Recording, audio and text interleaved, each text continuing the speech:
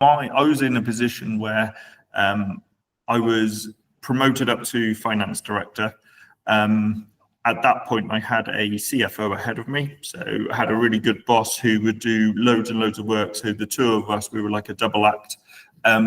So I got promoted to finance director at the same time that he decided that he was going to leave the company. So I basically went from being in a very comfortable position, albeit life was still hard. I still had a lot of work. I didn't necessarily have a really shit hot team below me, but I had a CFO, and between the two of us, we could basically work our way through everything.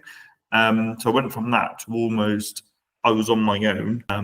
I then started, my confidence really took a knock. I got the imposter syndrome massively because I thought, well, an FD should be able to do all of this, and an FD should have the capability of doing that. And I can't do everything, so that must be me.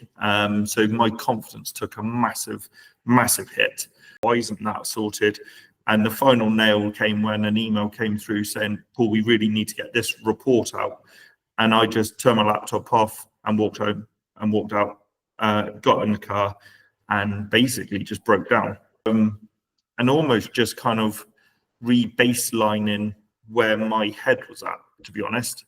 And that was probably the hardest bit because I couldn't see the wood for the trees. I couldn't work out. I knew I had a billion problems. I couldn't tell you which problem was the problem that was causing me all the anguish and which problem was actually just noise and didn't make any odds, didn't make any difference. And that was summer last year. We continued then on to kind of actually, okay is kind of an all right place to be, but why don't you want to be good? And actually then progress through to where we are now. So yeah, it was those early couple of months last year I hated. It was horrible.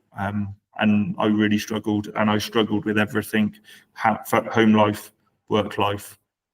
Imposter syndrome definitely kicked in. And I remember one of the first things that we actually sorted out was kind of the identification, you need an extra head. Yes, and I need a certain skill set. So it's not just a generic accountant. Actually, what I need is a very precise skill set.